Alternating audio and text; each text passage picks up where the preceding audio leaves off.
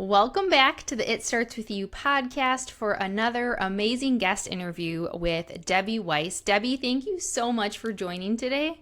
Oh, thank you so much for having me. I'm so happy to be here.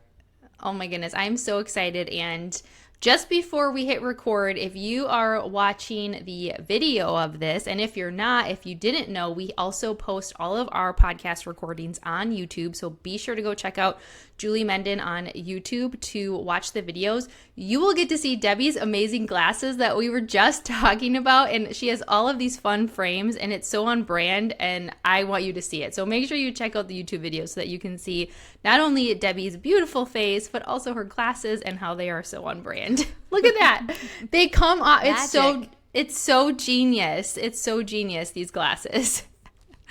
Oh, okay. So I want to make sure that before we dive into all of the great things we're going to talk about, I give Debbie an introduction because her story is really amazing. So with over 50 years of experience dealing with some of life's toughest challenges, Debbie is an expert in chasing your own dreams in spite of your circumstances, which of course we love to talk about here on the It Starts With You podcast. She's the author of the memoir On Second Thought, Maybe I Can, as well as a co-author in the Amazon bestseller collaborative book, Heart Whispers. In addition, Debbie is an entrepreneur running both an insurance agency and her online store, A Sprinkle of Hearts, host of the Maybe I Can podcast, inspirational speaker, family caregiver, and mother. Like just a few things going on, Debbie. She has overcome her own limiting beliefs and fears, allowing her to begin to live her best life and her life's passions to help and inspire others to do the same. In her spare time, Debbie loves to laugh, dance, read, and stay active. Which, Debbie, with all of that, do you have any spare time? That's so funny. As you were reading that, I was like, oh my goodness, no wonder I'm always running ragged and exhausted. But honestly, it's funny you should say that because this morning I was journaling and I was writing how every day I'm so excited to get up and do whatever is on my plate that day. And it's so different than how my life used to be. And, I'm just so grateful. So I don't care. I love it all. And I have time for everything. I make time for everything. I love, and that reframe that you just did, like, right, make time for everything. And it's so funny, those of us who are like running businesses and like to do all of these different things, like it's almost like this chaos that we just love to be in because it lights us up. And so I'm so curious because I know, and I've had the privilege of working with Debbie as a client and helping her to get her absolutely amazing message out there in her talk. And I was just really blown away from one of the first times we talked about all of the things that you have done in a short amount of time recently of just all these things you're doing, Debbie. So I would love if you would just share more, like what actually got you into this space and this journey of personal development. Well, that could be a long-winded answer, so I'll give you the more recent answer was that back in 2021, I was honestly looking for a way to make more money, if I'm being perfectly honest. Mm-hmm. And I decided that I was going to join a network marketing team and sell a supplement, something I never did before. It was just a supplement that I really loved. And at the same time, I had been listening to a podcast, and the woman on the podcast kept talking about a mastermind.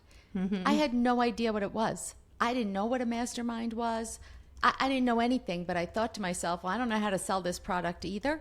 So let me just sign up for this mastermind and they'll teach me.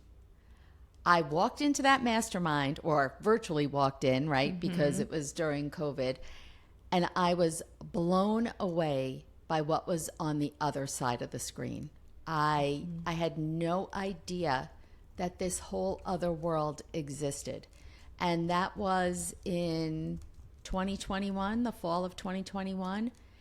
And since then, I never sold the product. I mean, to my friends, and I still use it and all that, but I never actively sold the product because instead, I wanted to do something that I had a passion for.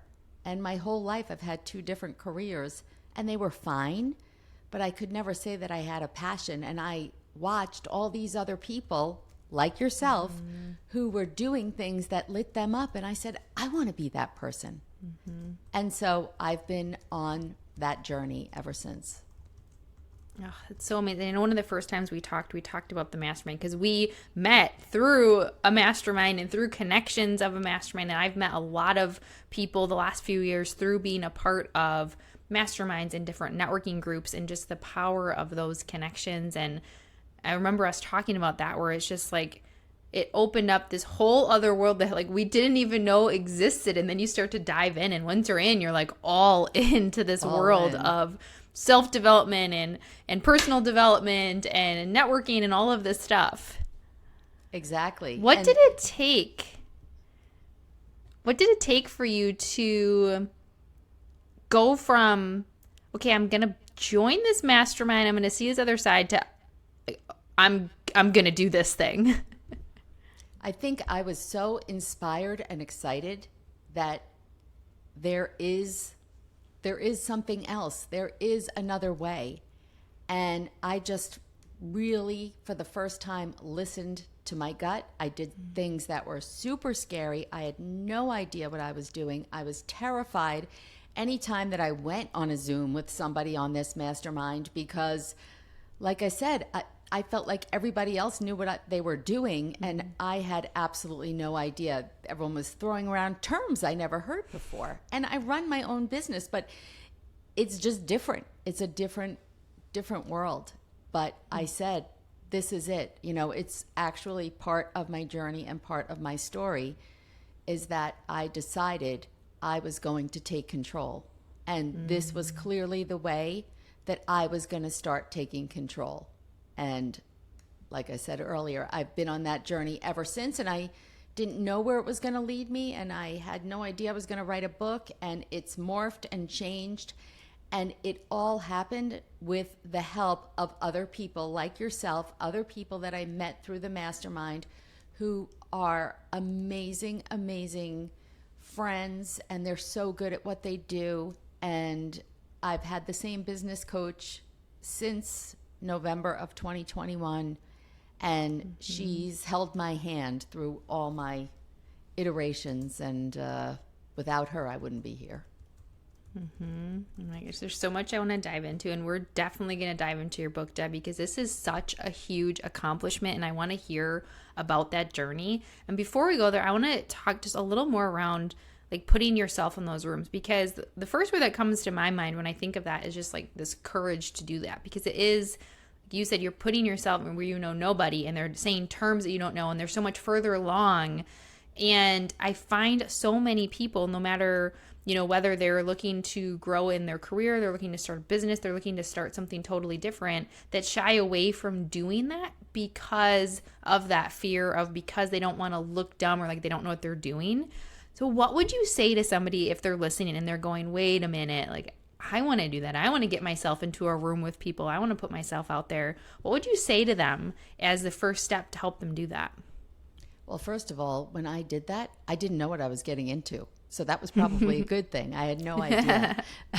But now when I still think about doing it, right, because I'm still in my early stages, comparatively speaking, and I get nervous to still do the same. But what I've learned in a very short time is the only way that you move yourself forward and make good things happen is by stepping through that fear. And that's something I was never able to do for a good part of my life. And now I know that I need to embrace the fear. That for me, and I think for a lot of people, is the key. We're all afraid. We're all afraid of different things. But if you look back on your life, when did you grow? When did you, take that leap? And it was always after you did something you were afraid of.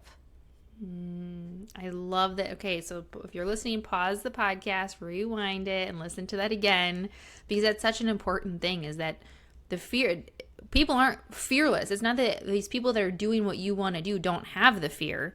It's that they go through it. They let it, like, okay, you can come along with me, but sometimes what I say is like, I'm going to drive the car and you can sit in the back seat because I know you're going to be with me, fear, but I'm not going to let you make the decisions. And on the other side of that is where you find that. So I love that, where you say, just walk through it and embrace it and know that it's going to be there.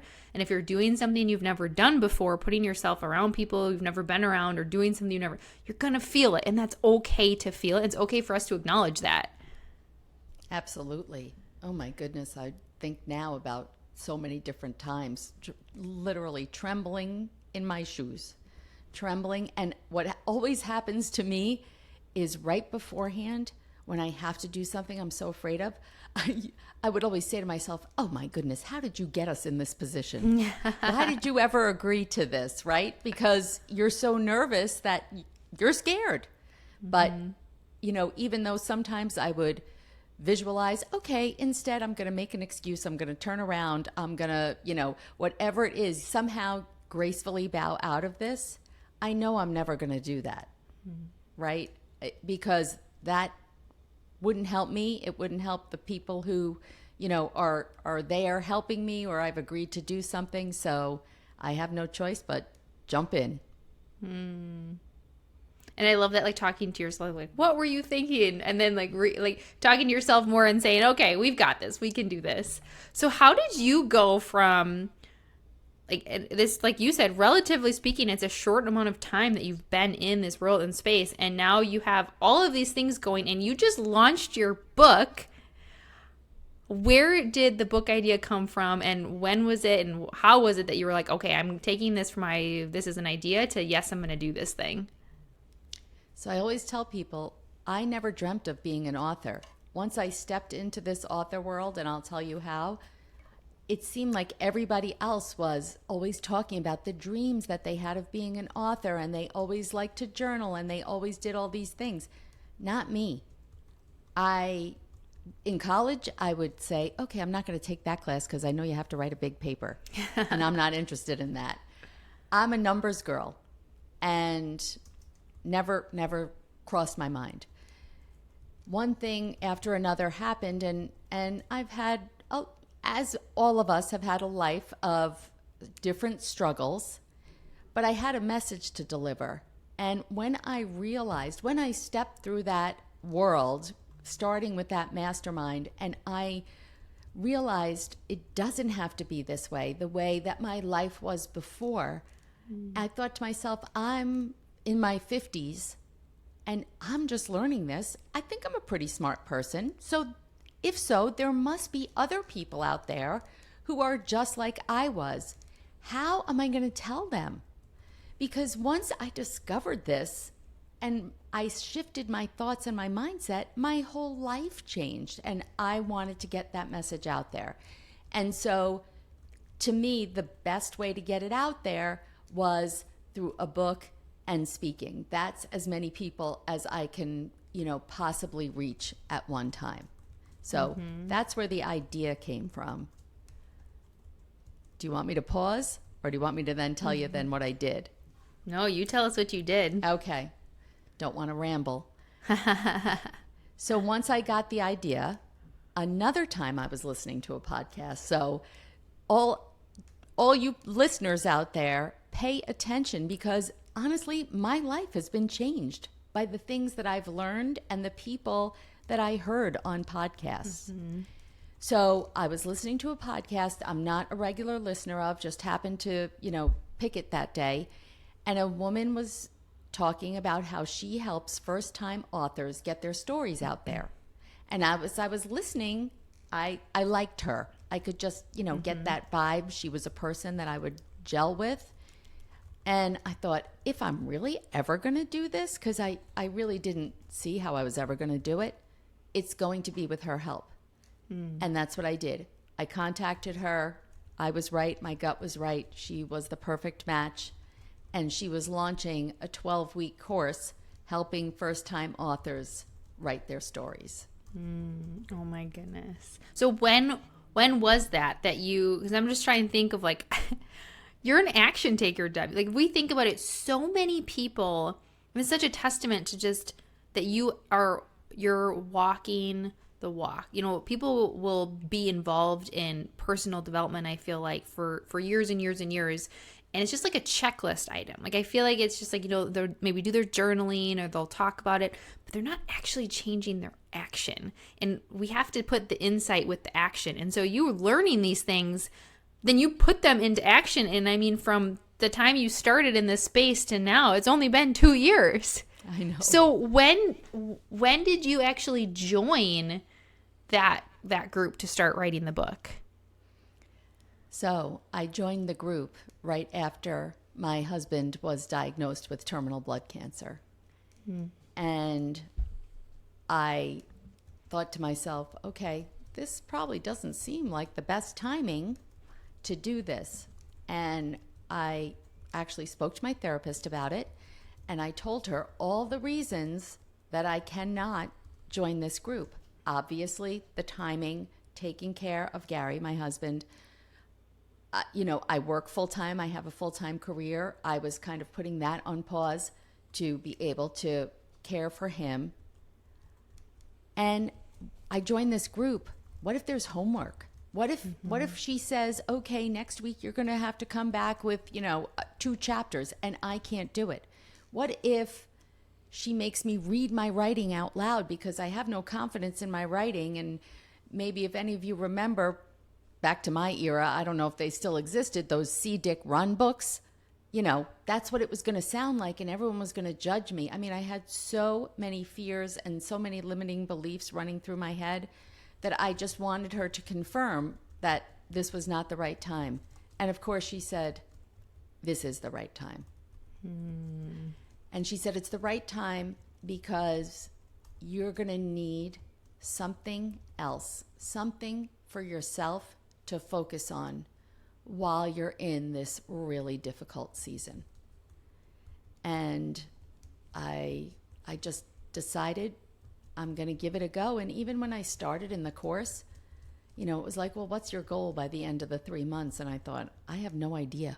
But I just said I want to finish my first draft, but I didn't yet believe that that was a possibility. I came a little short by the end of the course. It was actually last year, right around this time, and my husband passed away on December 30th, 2022, and I was two chapters shy. Wow, So, Debbie, I have goosebumps first of all while you're talking, because your journey and your story is so powerful, and it's so interesting when we try and tell ourselves not to do something because like deep in our gut we know that we should, and we're trying to convince ourselves not to. And you have your therapist, we've got people around us that can see through that, and they can say, well, wait a minute, what was that process like? Like how did that feel for you while you're everything going on with your husband and your writing? Was that like cathartic for you to do it? Like, how did you feel during that process? So the only way it happened was by me being intentional and making it happen. So every day I would schedule a time that I was going to write. Many times it would be, I got up early and wrote at 6 a.m. I'm a morning person, so not at night. Other times with the group, they had co-writing sessions where you would hop on at a specific time and see someone online, and they'd set a timer, and you turn your camera off and just write. And I thought, well, that's ridiculous. Like, we're not even talking, really. What is the point of doing this? But it was accountability. And it was having that on my calendar and sticking to it. It was difficult because besides of the fact of what I was going through, I was a first-time author. So trying to figure out, how do I do this and follow a method, but then apply it to what I was thinking. It took me a little bit, but then once I had like the outline down pat and I knew what I wanted the book to be, then it was easier for me to, every time I logged up onto my computer, to just kind of scan, take a look and say, okay, I want to write this chapter, because all of my chapters are just stories. They're stories of different things that happened in my life. So just viewing all my stories on the side of the screen, you sit down. At first I thought I had to write them in order. I don't know why I thought that. It was like, okay, well, I wrote chapter 4, so today I have to write chapter 5. And I was hitting a roadblock because some days I didn't feel like writing what the topic was in chapter 5. And then when I would scan and I realized, no, nobody knows that you didn't write it in order. Right. Once I gave myself that freedom, it got a lot easier. And it was cathartic in that I was totally taking myself to another place other than what was happening in my present life.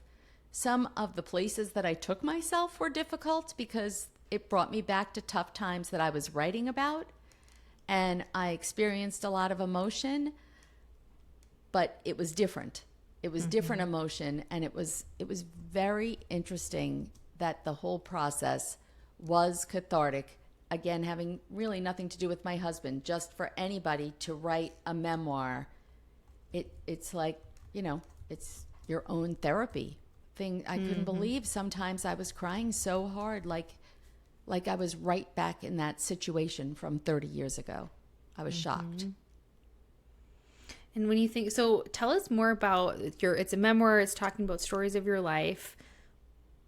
Somebody is sitting there going like, okay, what will I get out of reading someone's memoir? Because I think sometimes we don't realize like the power and the impact in seeing ourselves in someone else's story. And even if we haven't walked through exactly what they've walked through, we probably can relate to things that they have done, and from that emotional standpoint, losing people or terminal illness or, trauma from childhood, whatever it might be, in some way, shape, or form. And when we can see ourselves in someone else's story, we feel seen and we feel heard. And so tell us more about like, who is this book for, and if you had to give it a highlight reel, what's it about for people?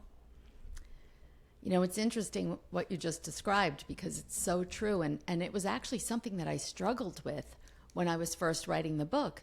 The book doesn't give you step-by-step instructions of how to transform your life. And I didn't know if it should. And I'm thinking about writing that as book number 2. So heard it here first, folks. And yep, you heard it here first is right. Once I get done with that laundry list that you read in the beginning. Yeah, I'm going to just slot that in, but I'm going to do it.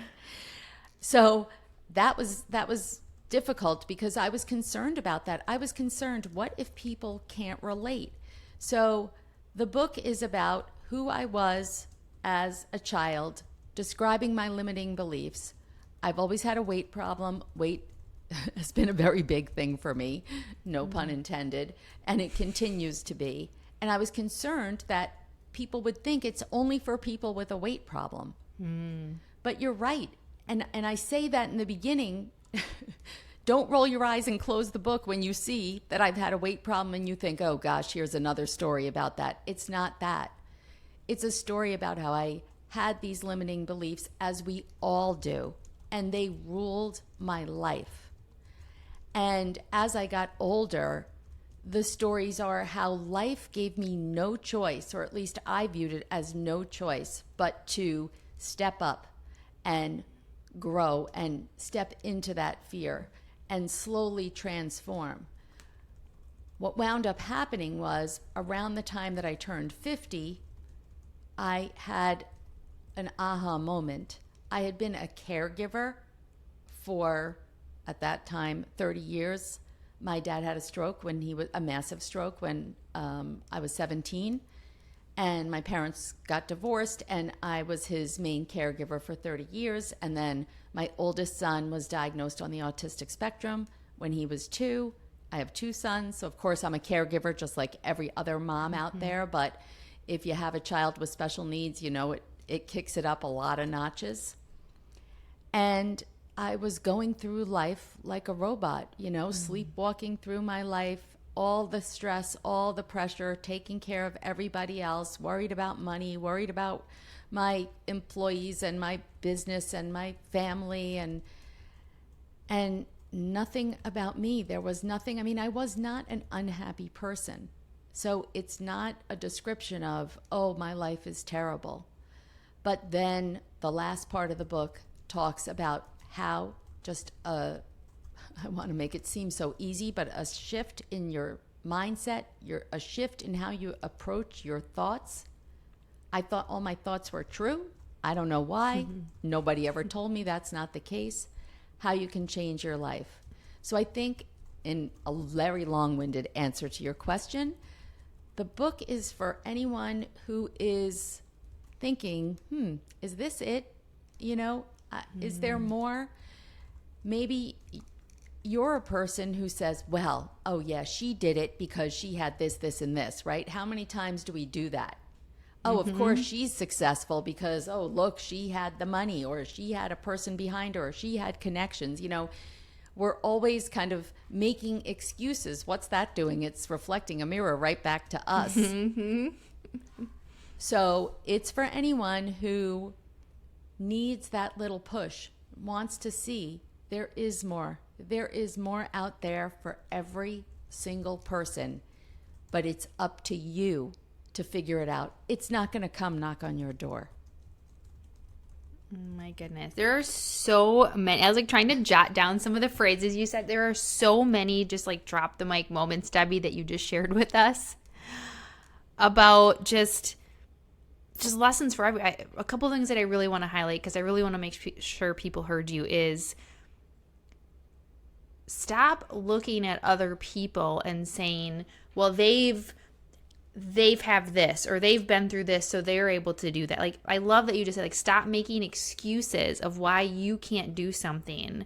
And also, I love when you said you don't have to even have had something really big happen in your life to give you permission to make a change. That's one of the things that I heard you say, because yeah, you've been through so many big things, and a lot of people have been, but anybody who's listening who's well, okay, I haven't been through this really big thing. Do people even care about my story? I think of that especially when I'm doing speaking coaching with people and they're hey, I want to get out there and I want to share my message or my skills, or I want to, but I don't have some big crazy story to share. It's yes, you do though. You have a story and your story matters and you're able to go after it. So I love all of that. And then the other thing, personally biased, but I love when you're talking about, changing your thoughts. So one of my keynote talks is change your thoughts, change your life. It's also what I wrote about in the chapter in the Peak Performance book, because it truly is. It sounds so simple, but it's not easy, right? And I'm sure it's simple, but it's not easy. We can say you can change your thoughts and change your life, but truly you can. And I know I've noticed that in my life when I've made big transitions, it truly came down to changing that. And I know that you talk about that in your book and in your speech now, how people can. You can. That's I'm looking at you and you've got your branding behind you where you've got your maybe I can, and it's you can. You're the one getting in your way. Exactly. That's kind of one of the reasons that the name of the book is On Second Thought, Maybe I Can, because for my whole life, if an opportunity, a possibility, and it could be something small like, oh, do you want to learn how to kayak? I don't know why I said that, but let's just say you want to learn how to kayak. Oh no, my first reaction is, I can't do that. I can't kayak, and here's all the reasons. I'm not saying that out loud yet. Well, maybe I am actually saying I can't, because my mind, my thoughts, right, are telling me, oh, whatever. I don't know why I picked that, because I know how to kayak. So just let's say. Hey, but some people don't. Right, exactly. So let's just say I didn't know how to swim. So I don't know how to swim and I don't know how to steer, which is kind of true. And I don't like bugs, and I could flip it over. Your mind just starts going. And the on second thought is if you just stop, if you're able to stop that negative loop that's telling you all the reasons, convincing you can't, if you just pause and say, wait a second, let's look at the other side and remind yourself, oh, I can do that. I can drive a car, so why can't I steer a kayak? Start thinking about all the reasons that you can. And that's, I want to say, just like we've said, it sounds simple. It's not simple, but really that's all it takes. Because the minute that you change that thought to I can't and I can, now you've opened up a whole entire world of possibilities that you were shutting yourself off from. I love that intention that you put with that title of, instead of it just being maybe it's like on second thought. So I love how you explain that is our first instinct. It's natural for us as humans to, and we talk about this from like a mindset perspective, like fight or flight, survival mode. We're trying to protect ourselves. And so if there's something that's scary or that it's going to create fear for us, our natural human instinct is to be like, nope, shy away from that. But if you give yourself a hot second and you just go, okay, wait a minute, maybe I can do this. And so I want everybody listening to take that away. Like if you are listening and you are making up a list of why you can't do something, why you can't go for that position, why you can't reach out to that person, why you can't start that business, why you can't ask for the opportunity, give yourself a second and shift that list to all the reasons that you can and how powerful that could be for you. And, something useful that I heard that I kind of stole from somebody, and I can't even tell you where, is make a list of all the maybe I cans. Make a list of all the things that you have done that you thought that you were never going to be able to do. And you'll always have that as a reference, something in your head to pull from. Oh, yeah, well, I did learn to drive a car. I did learn to swim. Why can't I do this? I was scared to join the mastermind, but look at what has happened since then. If I was scared to do that, then I can try something else.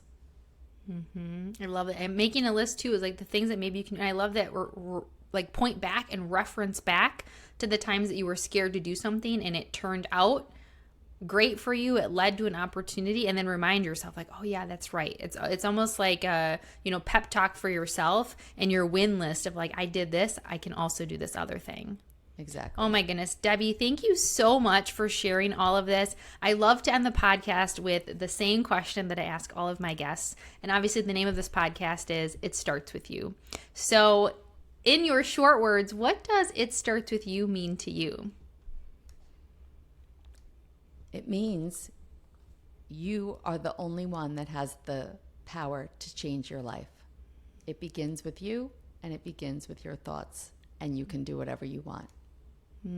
See, and then we're going to start adding in a sound effect of a mic dropping onto the ground after people answer that, because I just absolutely love everybody's answers, and it's so true that it really does. Everything begins with you. So I know that people are going to want to connect with you, Debbie, after hearing you on this podcast. So share with us, first of all, remind us about your book. Let us know what you have going on, and how can people find you? Sure. So my book is On Second Thought, Maybe I Can. You can find it wherever books are sold. And of course, the best way to connect with me is through the website, which is DebbieRWeiss.com. And I am accentuating the R because there are other Debbie Weisses out there. There's actually another widow author named Debbie Weiss. Small. So maybe you guys are meant to connect. Maybe you guys are meant to connect. We're going to talk on Monday. Oh my God, are you really? Yeah. Oh, amazing. Yeah. What a small world. Yeah, so Debbie R. Weiss. And we'll also make sure that we link as well in the show notes. So make sure you check out the show notes. So we'll link to Debbie's site and the book and everything so that you can make sure that you find the right one. And also, little plug, Debbie is a speaker too. So Debbie is getting this message and everything that she shares in the book and her experiences out there on the stage and in front of audiences as well. And again, I have the privilege of working with her on that. And if you loved her on this podcast, just think about getting her in front of a room of people to really inspire you. So keep that in mind as well. Oh, thank you so much for saying that. I have to remember that I have to add that in. I'm excited. I'm working now on some speaking engagements I have in September and October, and can't wait to get up there and share my message. So thank you, Julie. And thank you for all that you've done to help me and inspire me and remind me that I do have a message and that my voice should be heard. And all of our voices should be heard. We all have something. And you also have your podcast too. Oh, yeah. I forgot about that. You named all these things. Yes. The Maybe I Can podcast. You're good. Want to know something? It's so funny, Debbie. I say that because once you start stepping into all these new roles, you do have to make it part of your identity. So when I was doing podcast interviews with people pretty soon to when my podcast launched, they'd ask me, how can people find you? And I would forget to say that I had a podcast because it's like, oh, that's right. So if you want to check Debbie out, make sure you check out the show notes, check out the book, check out her podcast, check out her speaking that she has coming up. And just want to remind all of you, I think from Debbie and myself, to just say, like, you are capable of so much more, and that you can, and that it starts with you. See you next time.